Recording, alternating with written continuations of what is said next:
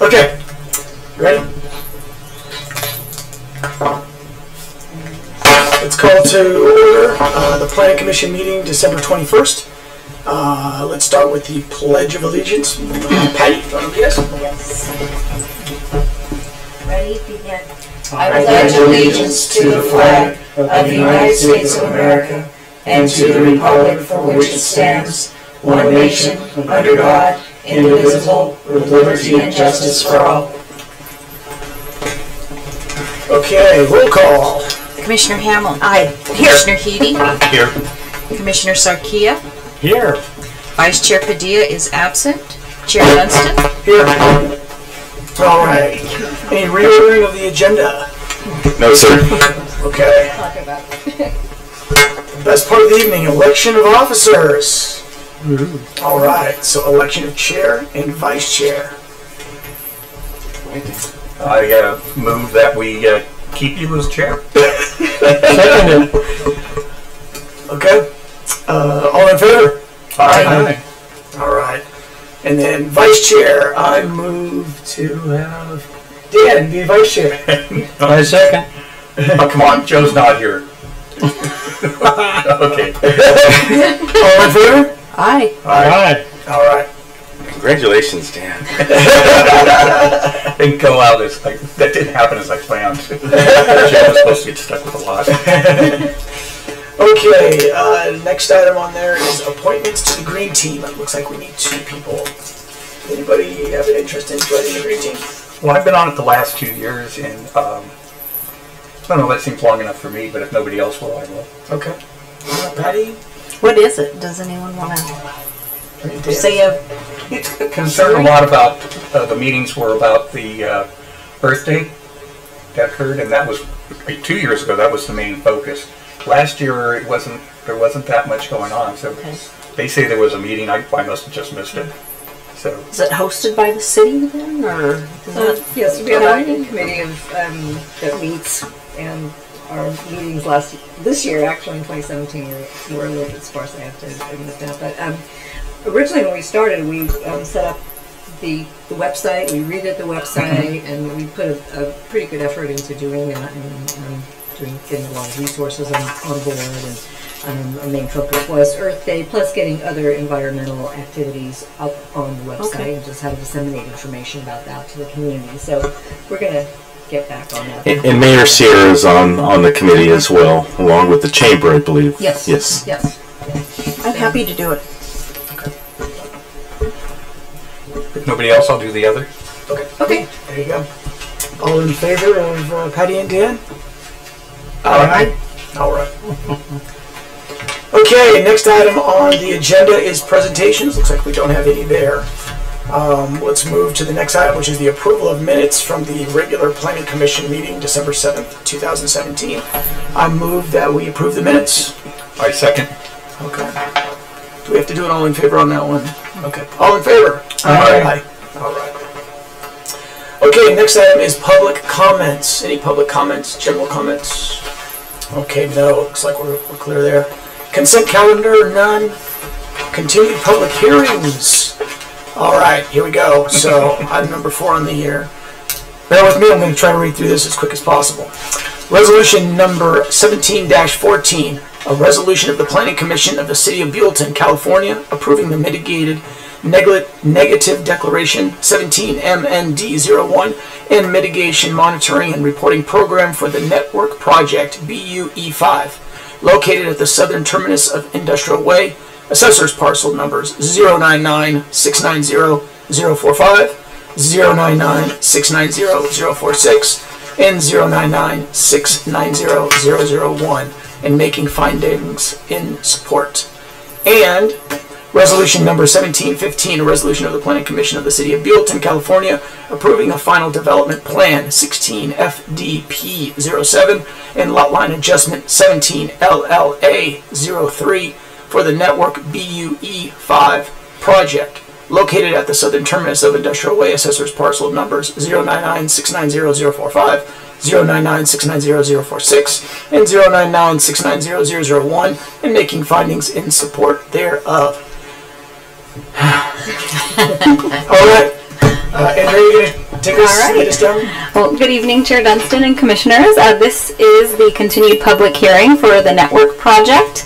As you will recall, 2 weeks ago on December 7th, we opened the public hearing, and at that time we went through the details of the project. The Commission and the applicant, or the Commission asked the applicant any clarification questions. We went over all the items that were specific to the project, and this was because at that time the 30-day environmental public review of the environmental document had not been completed, and at this time, as of today, that period has been closed. So that's why at this meeting we can go ahead and make a decision on the project at this time. But I did want to go through just briefly the components of the project and some of the comments that were received on the environmental document before we make a decision on the project. So I'll just go ahead and go through. So again, I'm just going to give a quick overview. We can discuss some of the comments letter that was received, and if the Commission has any additional comments or questions for staff or the project applicant, we can get those clarified and then go on to the recommendation for the project. So again, the project applicant is Gavin Moores with Moho Development V LLC, and the application is for a final development plan and lot line adjustment for the network project. The project is located on these 3 parcels here at the end of Industrial Way to the west of Industrial Way. The project size is, so there's the 2 parcels, which is the main area of development, which is 5.08 acres. That accommodates the 66,822 square foot building, the outdoor patio area, the parking and landscaping that's associated with the project. And then there is the offsite retention basin that is located on the 1 parcel, a portion of that to the west of the project site. And just to go over, or to remind you that the final location of that, the retention basin that's shown on the plans will be revised to be outside of the sensitive habitat area. And just to briefly go over the project description again, it's the final development plan lot line adjustment for the 66,000 square foot building and associated improvements. It is a single-story building that's 45 feet in height from finished floor elevation. There are 180 parking spaces with 134 required. We went over the details of how that was calculated at the last meeting. And also there's 162 square feet of signage that is counted but is not exempt from the square footage of signage, and 200 square feet is allowed. So again, we went over that at the last meeting as well, how that was calculated. There are 13 tenant suites ranging from about 2,000 square feet to about 19,000 square feet, 10 smaller suites and 3 larger suites. And the proposed uses at this time relate primarily to wine, beer, and spirits distributions and other light industrial uses. However, any other uses in the future that are, in addition to the light industrial uses that are allowed in the industrial zone, they would need to ensure that they comply with the Buellton Municipal Code, including parking standards. And I just included this just to give you a reminder of the site plan and the general layout of the project, with the division of the 13 different suites and the parking to the south and the access around the building and things like that. I included the elevations just as a reminder. You also have the color board there off to the side, just to remind you of what the project looks like and the different materials used. And also just to reiterate the fact that we are requiring a height limit modification because of the definition of how we measure height of buildings that is listed in our code. Again, the maximum height allowed in the M zone is 45 feet. And the way we measure height is defined from natural grade. In this case, we are requiring that the elevation of the pad for the building is lifted up approximately 6 feet out of the flood plain area. So that's where the modification comes in for that. And again, the maximum height is of the building proposed is 45 feet from finished floor. One thing that I would want to just clarify was condition number 33 of resolution number 1715. We did add some wording that's highlighted in purple there. Just to clarify, what types of easements will be required. So we added the wording here, as determined necessary by the city once the final plans are submitted. Easements for all 3 points shall be provided prior to the issuance of grading permit. And that primarily is, the reasoning for that is primarily for that center access point. As we had mentioned at the last meeting, because of where the loading zone is located on the property, they will be required to maneuver in and out of the space to partially go into the adjacent property. So the details of what would be required for that easement will be determined, with the city when they submit the building plans for that. So just wanted to make sure that we included that wording in there. And the environmental review for the project, the mitigated negative declaration was prepared. The circulation period was through November 21st through today, December 21st. We did receive 2 comment letters, and those comment letters were provided to the Planning Commission.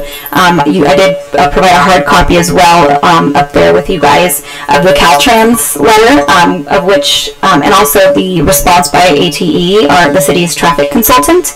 And if you guys have any questions about that, I'm happy to go through their comments, but I think that ATE pretty much responded to all of the concerns of Caltrans at this point.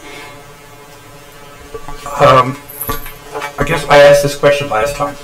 So the other project that's going back there, where the story poles are, was that figured in by Caltrans for all their calcs about what's going to happen at 246 and Industrial Way? And I don't know. I mean, they're saying it's going to be a level C. Well, the new buildings, though it's going to contain housing and then light industrial, yes. Will that load, was that figured in? Yes. Okay, because I don't see them, the Caltrans in their letter, mentioning that at all. Well, that's Caltrans. They go a little overboard at what they really should be commenting on, and we take a look at our projects in our traffic engineer, and they've looked at both of those projects and determined it's safe for building. Yes. Okay. Mm-hmm. Andrew, I do have a question. I do have a question in regards to the, kind of the first comments that were made around the trip generation, and I think the consultant that we had reviewed this kind of held with the general light industrial. I'm just looking at the numbers, and it seems quite low considering what we know is going to be coming into this building. There will be more than less than 1 car per hour, I would think, heading in that direction. So basically, as was written in the Associated Transportation Engineers response, a lot of the, I think if I'm reading right, you're referring to the different uses that aren't necessarily traditionally industrial that would be allowed in the industrial zone and how those are calculated. Yeah.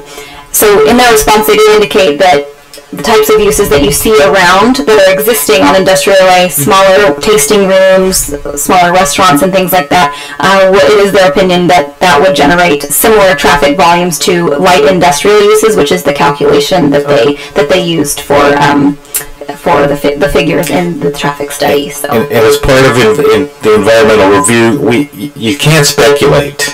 So we have to take something and analyze that. I mean, we can do the giant worst case, which is never going to happen, or you can do really minimal. We try to address what we think will be out in that particular area, and that's all we're required to do as far as the environmental review. And we think we've got and captured what we needed to as far as the traffic and the traffic generation out there. Okay, and then just from that perspective, and you mentioned some of the similar uses that you're seeing around there, and I can see some consistency absolutely with that. This is consistent with what they're evaluating. Is that right? So in the letter, basically, what they were saying was that if other similar uses like smaller tasting rooms or smaller restaurants like you see out there were to, if some of the suites were to be occupied by that, the trips that are generated by those types of uses would be similar to the light industrial uses that were included in the traffic study. So that's good enough for me. Thank you. And it's, let's say worst case that half the project comes in at a giant restaurant. Well, I think we might reevaluate the traffic through the zoning clearance and some other development plan modification if something giant like that comes in. So that's back to us, right? That's correct. Yes, back to you. Right.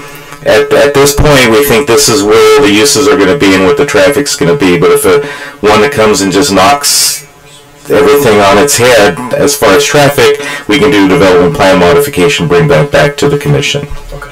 And also, just to reiterate the fact that these types of uses like restaurants and tasting rooms or other things that are not traditionally industrial, they would also have to make sure that there's adequate parking on site. So, as I kind of showed you at the last meeting, it wouldn't be possible to have a lot of those types of uses without, not having enough parking, essentially. So, and then we saw this comment at the last meeting, which was really just more for informational purposes for the applicant, which was the existing easement on the parcel to the west where the retention basin will be. That doesn't really affect anything about the basin or anything like that. So that was really more for informational purposes. So with that, the recommendation is that the Planning Commission consider the adoption of resolutions number 1714 and 1715 as separate motions for each, just as they are written here, and also just noting that with the change to condition number 33 for resolution number 1715. And that's all I have, and I'm available for questions. Condition number 33. That was the wording change. Yeah, exactly. Just making sure I'm with you. Okay, great. Thank you, Andrea. Commissioners, any questions for Andrea or the city? No. You got a lot of that answered last time. I just still worry about traffic. I think just coming, and it's nothing to do with them, but just coming through town today from Solvang Way is just, it's getting heavy. Hopefully this doesn't have a negative effect on 246 and Industrial Way. So, can't see anything to hold it up. But. Yeah, it's definitely something to keep an eye on. Yeah. I have to agree with you there, Dan. Any questions for Gavin and his team? I have a couple of comments. Yeah, go on up. Thank you, Commissioner Dunstan, fellow commissioners, Gavin Moores with Mojo Development. Just like to make a couple of comments that at the last meeting where we covered, there was a plate height that we had at 21 feet on the exterior. We wanted to take that to 22 feet. I don't know if that impacts anything, just because we discovered that for stacking heights of certain containers we needed that extra foot. So that was one.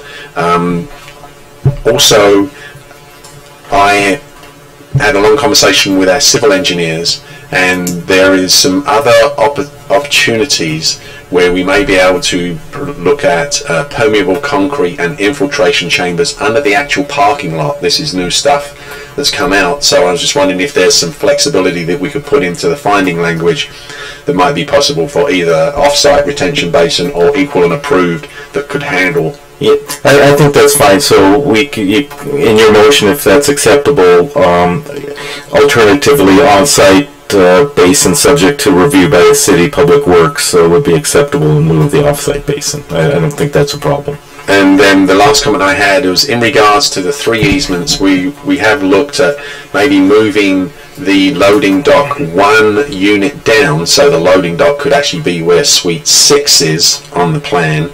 That would mitigate the requirement for the middle easement and the turning radius. It's not that I won't be able to get something. And that's why we put the flexibility in the condition that you're not required to do the 3, but when we get the plans through, then there's possibility you may only need 1 or 2. And to Commissioner Healy's comments, if I could just say one of the reasons, and I know I'm digressing here onto the other project, but one of the reasons that we looked at putting housing down on that particular site was that we did a little analysis of the number of employees that live out of the area because they can't find housing locally. So one of the reasons is that we're going through the process, which you'll see for BUE 17, of doing a priority option for people with employees on the Industrial Way. Nice. So anyway, that's the only comments I had. Thank you. Together. Okay, great. Okay, closed public hearing. All right, closed. Okay, does anybody want to make a motion? I can't read that much. You don't have to read it all. You can just state the resolution number as worded, making findings in support thereof, and you're good. I move that we accept resolution number 17-14, resolution of the Planning Commission of the City of Buellton approving the MNG 17 MND 01 and making findings in support thereof. And is this where I ask for the permeable paving? No, that will be for the next one. Okay, so I move to that. I'll second. Commissioner Heedy? Aye. Chair Dunstan? Aye. Commissioner Hamel? Aye. Commissioner Sarkia? Aye. All right. You want to do a second one too? No. Resolution number 17-15, a resolution of the Planning Commission of the City of Buellton approving the final development plan, 16 FDP-07, and a lot line adjustment, and making findings in support of with the additional of them having the ability to do some type of permeable paving. On-site retention. On-site retention. Along with the condition 33 changes. Along with condition 33 changes. Okay. And I'll second that. Okay. Commissioner Heedy? Aye. Chair Dunstan? Aye. Commissioner Hamel? Aye. Commissioner Sarkia? Aye. All right. We're good to go. Thank you guys. very much. Really appreciate it.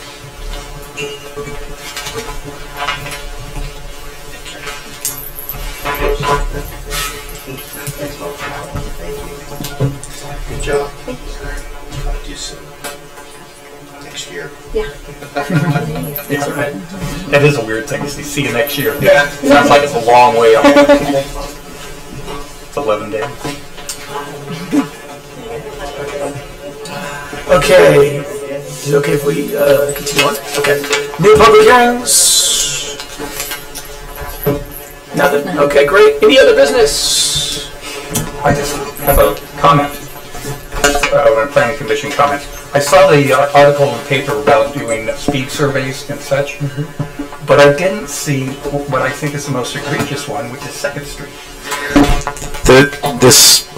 The article was not totally correct on everything we're doing. So there's limited amount of funding. Yeah, I saw that. So we're going to be looking at Avenue, Central, and 2nd. But we have to try to find the funds to do it within $10,000. So we're looking at grants, but we have authorized $10,000, and we're looking at grants to help that, and we're trying to save money where we can. But all of them are priorities. A lot of 2nd Street is already done by the schools. That's already can be done with the radar. So there's just a section that needs to be worked on there. So it's already looked at, but there's different priorities, and we have a limited amount of funding, so we're trying to work through that. My priority, if I was taking a vote on it, would be if one has to be dropped, make it Central. I know people who live right on the corner of Central and 2nd. And I asked them last night, what's the worst problem? They go 2nd Street by far.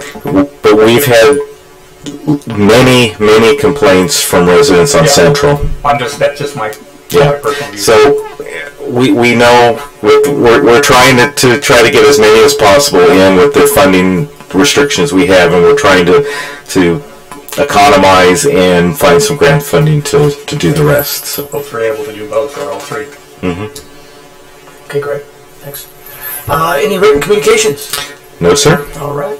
Planning commissioner comments? Anything else coming, guys? Nothing?